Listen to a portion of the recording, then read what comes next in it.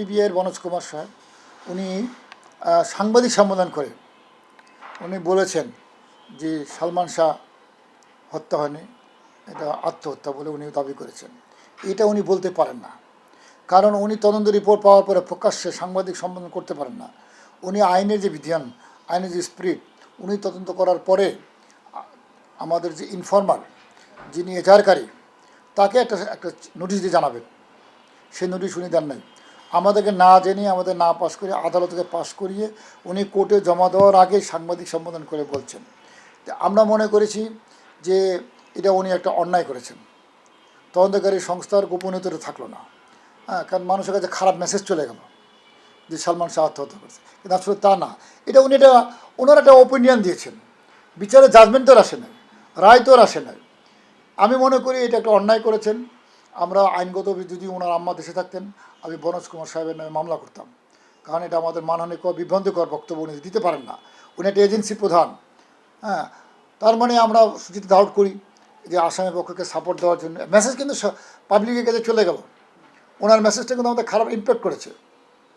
যে তাহলে তো মনে হয় মনোজ কুমারের কাছে গেলে গিয়ে একটা পিবিআই রিপোর্ট যখন দিয়েছে তাহলে মনে হয় মামলার ভিতরে কিছু নাই, কিন্তু মামলার ভিতরে অনেক কিছুই আছে।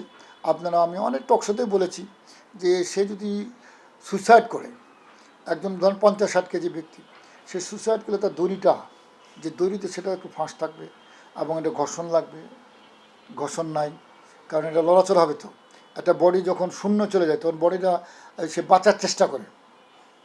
ক্রিমিনোলজি আমরা যেটা পড়েছি বা মেডিকেল জুরিসপ্রুডেন্স, যখন সে একটা মানুষ যখন তার মানে টাইট হয়ে যাবে এখানে, যখন তার শ্বাস প্রশ্বাস চলে যাওয়ার চেষ্টা করে, সে কিন্তু স্বেচ্ছায় সুইসাইড করে। অনেকে সুইসাইড কিন্তু স্বেচ্ছায় করে।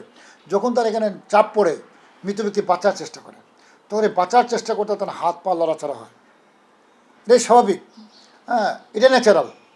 তো আমরা এগুলো দেখি না। সিগারেট টুকরা, ইঞ্জেকশনের, এগুলো আমরা দেখেছেন অনেক কিছু আলামত আমাদের কাছে, সার্কামস্টেন্স অনেক কিছু আলামত আছে। আর পোস্টমর্টমও অনেক কিছু গাফিলতি আছে, আমরা সব পোস্টমর্টমগুলো তুলেছি। এবং আপনারা জানেন যে এই মামলা ইসিজি ছিল না, সে যে মারা গেছে, ডেথ সার্টিফিকেট ছিল না সে সময়, তাকে নিয়ে গিয়ে সাথে সাথে গিয়ে পোস্টমর্টম করেছে। একটা ইসিজি করতে হয়, যখন কাউকে ডিক্লেয়ার করতে হয়, মৃত ঘোষণা করতে হলে তাকে একটা ঘোষণা করতে হলে একটা ইসিজি করতে হয়। মৃত মানুষের কিন্তু ইসিজি হয়।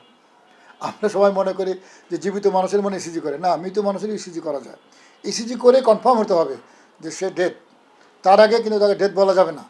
পালস দেখে, অ্যান্ড সাইন্টিফিকের যুগ, পালস দেখে বলা যাবে না। সে কিন্তু তারা না দেখেই, আমাদের কাছে সেই সময় মনে হয়েছিল যে আপনার তার হয়তো কিছু শ্বাস প্রশ্বাস ছিল, সে সময় তাকে যদি চিকিৎসা করে কোমায় চলে গেছিলো, তাকে যদি চিকিৎসা করতো, তাকে যদি আইসিইউতে নিয়ে যেতে সে বাঁচত। কারণ ওনার আম্মা যেটা বলে যে তার ঠান্ডা হয়েছে, কিন্তু অত ঠান্ডা ছিল না। ওনার আম্মা তো শরীরটা ধরছিল, তো তো তখন উনি বলতেন যে আমার ছেলেকে যদি চিকিৎসা করা যেত তাহলে সে, কিন্তু তার আম্মা তো তাকে যেভাবেই হোক, আসামিদের উদ্দেশ্য ছিল তাকে হত্যা করতেই হবে, যে বাবারই হোক। সে মরেনে ডাক্তারের মাধ্যমে ক্লু করছে, এবং এই মামলা যিনি ডাক্তার ছিলেন তার সাথে আমার ব্যক্তিগতভাবে আলোচনা হয়েছে।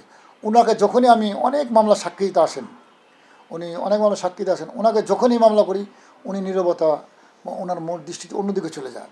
ওনাকে চেহারা দেখলে মনে হয় যে উনি একটা অপরাধ বোধ করছেন। যে প্যানেলে যারা ছিল, আমার কাছে মনে হয় তারা কোনো একটা অন্যায় করেছেন, এবং তারা বলেনও যেটা অনেক কিছুই আমরা করতে চেয়েছিলাম, অনেক কিছু করতে পারিনি।